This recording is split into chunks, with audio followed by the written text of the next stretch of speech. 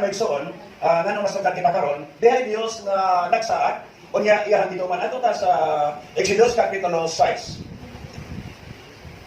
Magbase ta sa versikulo 6 ngadto sa 8. Kaya nga ako tanang palpalito, pati pataw sa Purong sa Diyos. Ang hindi ang Bible, kaya in case ato mabasa diri, ato makita diri, kunya tinanan ko mga Cebuano niyan, so mga Cebuano Bible nila or waray-waray, basta dili lang English, dapat nila. Okay, sa sa ako Bisaya, kung namo Bisaya diha, abrihan niyo, daman niyo. Pasara ko diri. Musugod ako sa 2 versikulo 2, unya nga atong basihan, ini versikulo 6 ngadto sa 8. Kanya batay nga King James na ay 7 ka I will ang Ginoo nila. So, basahan sa nato dito sa verse 2, anay. O kang Diyos mingon kang Moses, ako mao ang Ginoo. Ako may pakita kang Abraham, kang Isaac, o kang Jacob. Ingon na Diyos nga labing kanghanan.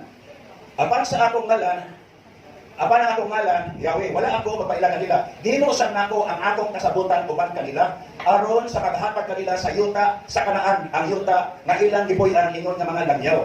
Dugang pa nadungog nako ang pagkagulong sa katawan sa Israel nga giulipod sa mga Ehiptohanon. O nahinumduman ako ang akong kasabutan. Busa sultihi, malinita sa verse 6. Kining 7 ka I will sa Ginoo. Busa sultihi ang akong katawan sa Israel nga ako mao ang Ginoo. O ako magpagawas kaninyo sa mga kabug-at nga gipapasan sa mga Ehiptohanon. O luwason ko kamo gikan sa ilang pagpangulipon. O lukaton ko kamo ubad sa bukton nga tinuyod o ubad sa dagkong buhat nga magukom. Kuhaon ko kamo ingon nga ako katawhan o ako mahimong inyong Dios o kamo mahibalo nga ako ang Ginoo nga inyong Dios nagapagulan kaninyo gikan sa mga kabug-at nga gipapasan kaninyo sa Ehiptohanon. O dag-on ko kamo ngadto sa yuta nga akong gipanumpa nga gihatag kang Abraham, kang Isaac o kang Jacob. O gihatag ko kini kaninyo ingon nga panulundon. Ako mao ang Ginoo. Nagaingon. Amahan nga lagit nun, salamat king Dios sa dagko nga mangutang nga imong gihimo sa among kinabuhi. O tungod sa imong pagmatinumanon, sa imong mga pulong, sa imong mga saad, gikan pa sa una pa mga panahon sa imong katawhan. O kini king Dios nagapadayon gihapon sa among panahon karon. Ikaw mag-apri Ginoo sa among gilungog. Nabusa na nga mga kasing nga magadawat sa imong mga pulong aron sa pagkinabuhi nini. O kini tanan Lord mohatod og pasalamat ug paghimaya kana kinimo ang tanan among gihitugyan pinagi sa ngalan ni Jesus. Amen. So, para natin nanon, hindi natin kayo masaktan kining sitwasyon sa makakawa sa 400 years na ulipon sa ito. O niya, grabe, kaya naman ngayon ng Diyos, ang ilang pag-agulo, ay ilang pag-agulo ni Sangko, matos trono, abot dito. O nagayon ang Diyos, akong munanaog, aron sa pagluwas nila. O niya, kung mo nang mabasa niya, ako nanaog, kung niya ngayon ang Diyos kang Moses, lakaw. Siya ka naog. Ano sa pagbulit, pagkaluwas sa pagkatawan, kaya ginaniyas Moses, lakaw. Kung ang Diyos ganit magpalihok, mugalig sa tao. Kalipay ba nimo nga usa ka nga galamiton sa Dios? Dako na nga pribilehiyo. Salamat sa Ginoo sa atong project na mga staff o committee board nagpaluyo po. Salamat niyo sa inyong mga kahibalo, iyang gihalat sa Ginoo pinagyan ng laton. Iglesia di ko iglesia ko nagapaluyo, suporta. Salamat sa Dios niyo. Nanalit na sa versikulo 6 ngadto sa 8. Pito ka mga I will sa Ginoo. Nganong ato panitunan kasaon naman ni siya. May tabo sa mga kawan. Saon na ni siya. Nganong ato nito na para atong masabtan sa gihimo sa Ginostoa o kung sa mapoy mahimo nato ngadto sa uban ingon nga galamiton mensahero sa Ginoo dinhi iyahang mga pulong. Okay, unsa may siya dira sa versikulo 6. I will bring you out from under the burdens of the Egyptian. Sa ilang katuri dito sa Ehipto, nagsaad ang Diyos, ako magapahigawas kaninyo. Basa daw sa Galatia 1:3-4, ato daw ang dunganan, grace be to you and grace from God the Father and from our Lord Jesus Christ who gave Himself for our sins, that He might deliver us from this present evil world, according to the will of God and our Father. Ni apatas kalibutan. Hallelujah. Pero salamat sa Diyos sa sistema nga ang Diyos, si Ginoong Hesus, nag-deliver ka na to. Nagpagawas ka na to. Di ka nas pagkama kasasala. O karon naa na ta sa Ginoo. Di ba? Muni dako mabuhat sa Ginoo sa tuang kinabuhi. Kining gisaan ni gihimo sa Ginoo nga magpagawas gikan sa kadautan ining kalibutan para gihapon nila. Pero kita ang gamiton sa Dios. Kita ang musyer sa ebanghelyo ng Diyos kang Kristo. Amen ba? O sa diha na sila makabati sa mensahe ng Diyos kang Kristo, dito sila makaangkon og pagtuo. O niya usapit sila sa ilang kaugalingon kinasing-kasing ngadto sa Ginoo aron liwat sila makaluwas gikan sa kasalanan. Ikaduha nga, iwel sa Dios. I will rid you out of their bondage. So, sabi sa'yo nila, dili na kay kuhaon gikan sa Ehipto, kaya pwede maghihapon magawas kung uloy mo nang gihapon. Dili lang kay kuhaon, kundi ang pagka-bandage gihapon, pagka-ulipon. O, karon kaduha, tagalon ang pagka-ulipon. Ato na kunutas sa Juan 8:36. Unsay gihimos Ginoo naton? Juan 8:36. If the Son therefore shall make you free, ye shall be free indeed. Salamat sa Ginoo Migsoon. Gawas mo na ta. Amen ba? Di ba pa din kay gawas nun sa pagpakasala? Kundi gawas nun na ta sa bandage sa yawa, o niya karon gawas nun na ta nga mga dahil sa Ginoo, magasimba sa Ginoo, magapangalagad sa Ginoo, gawas nun na ta nga magabuhat sumala sa kahimayaan sa Dios. Gawas nun na ta. Salamat sa Dios. At plapakan ang Ginoo anak. Hallelujah. Kasi pinanggalan sa Dios sa nakuan. Gawas nun na. O, na po iba nga mga kaluyaw sa pananiga, pero ang gihimos Ginoo naton, gitagaan natin niya o kagawasan. Ikatulo, I will redeem you. Tubson, ay manatato mga batit nga po ang kanang term, lukat, tubson. Kalawan po siya. Manos ang nanahita po siya, ha? Kaya imong kiprinda, imong alahas. Kanang naprinda, o niya karo, to ala na dito, hindi mo ito magaling maulamaan, kaya may kasara ko tambungan. Hindi pwede. Kinalali mo ang bayaran. Lukato ni mo. Sa atong pagkakasala, nahimutang iya siyawa. O nagingon sa 1 Juan, Kapitulo 3, verse 6. Ang pagutan natin sa may nagprinda. Ang Diyos nag-correct. Kita na mismo. Kapag na prinda na iya kasiyawa, o nagkaroon kay iya masiyawa, hindi na sa sayunon nga bawion sa Diyos. Lukaton gani na ay bayad. O, na ay bayad. O sa nagibayad ni Jesus para malukatan niya? O dugo. Bililhon, balaan nga dugo ni Ginong Isos. Kinabuhi ni Isos, gibayad nga tukan alang sa imuhat katugsanan. Sugat ang gihimos Ginoo. Iya tas iya waron iya natas Ginoo. Hallelujah, iya natas Ginoo. Amen ba? Kung kay iya naman tas Ginoo, di naman tayo iya siyawa, ano naman ta? Para natas Ginoo. Napay mga tao diha nga tinod gitubos na nala sa Ginoo. O wag pa moabot sila kaluwasan nga naman. Wag pa sila ipagtuo. Ngano wag pa sila ipagtuo? Kay wag pa sila makapati og mensahe ng Kristo. Ngano wag pa sila makapati? Kay waray pa usa datok nga nagsulti.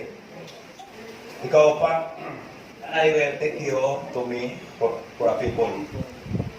Sabi siya, kuhaon ko kamo, nga rin ako. Ako ng katawhan. 1 Pedro 2:9 og 10. Nagikuha sa Ginoo, nga to niya, o para na iyahang katawhan. Ano yung isarin ni Pedro, Kapitulo 2:9 na to sa 10? Ato na dungan na nabasa, nakiya, hindi ko? But they are a chosen generation, a royal priesthood, a holy nation, a peculiar people, that you should show forth the praises of Him who had called you out of darkness into His marvelous light. Praising that once you were not people, but are the people of God. Mercy, but now, ginod na. Sa una, dili na mga katawhan sa Diyos. Sulti ni Pedro, ito sa mga hindi katawhan sa Ginoo sa una. Hallelujah. Pero, karon gihimo na mga katawhan sa Ginoo.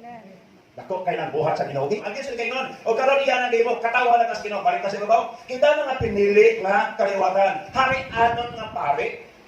Ngano man ang atong labang pare, hari si Jesus. Nganong labaw man siya? Di ba tawag sa labaw nga pare? Kay na ubos na pare. Ato sa sikotan ning pare. Kay base, o yun ba mo? Kung sino ba mga pare mo? Dili Levite ha? Dili Romano ha? Dili Pilipinista ha? O dili hari anon nga pare. Karon, nagtrabaho ba ka sa imong mga pare? Ato tas danya to na may mga pare dito, na may propeta. Ang propeta anay ta, nakadawat siya pulong gikan sa Ginoo, iyang isulti sa mga tao. O, mo na, kasi may trabaho sa pare. Ang trabaho sa pare po, di ba? Unsay naas mga pagamulo, mga problema, sitwasyon sa tao, kaon niya, danon niya nga to sa Ginoo. Okay? Nya karon wala naman propeta ron. Kita naman gihapon ganito sa Ginoo, di ba sa Efeso 4:11? Ikaw lang gihapon gikan sa Ginoo, na kay mga pulong gikan sa Ginoo, mo trabaho ingon nga tao ka sa Dios.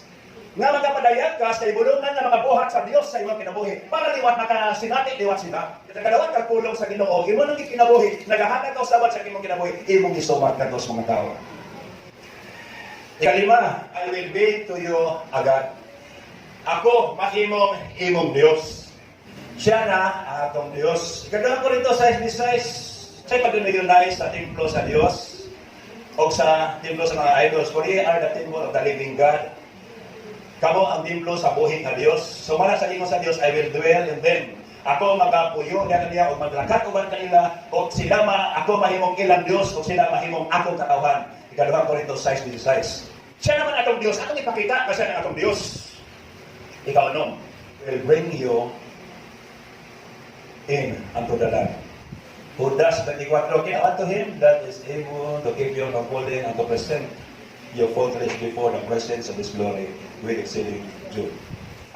Nga magkasabot ka kung ano ka. Dili ko sino, kay sugat ako.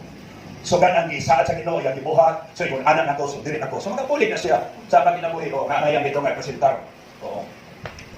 Last, I will give it to you for a heritage. Kung Bisaya, 1 Pedro.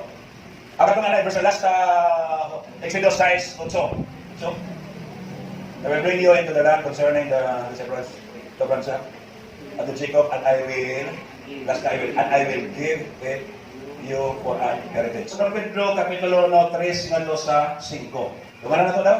Blessed be the God and Father of our Lord Jesus Christ, which according to His abundant mercy has begotten us again unto the hope by the resurrection of Jesus Christ from the dead, to an inheritance incorruptible and divine that fadeth not away, reserved in heaven for you, who are kept by the power of God through faith unto salvation, ready to be revealed in the last time. Okay, malinaw. So, salamat ining tanan nagsuon nga dahil hindi kaganan Dios nga naman kay kining tanan na himo tungod kay saan sa Dios unya tong ito kanina nga siya matinud-anon unya unsay gisundin kiniya iya gibuhaton.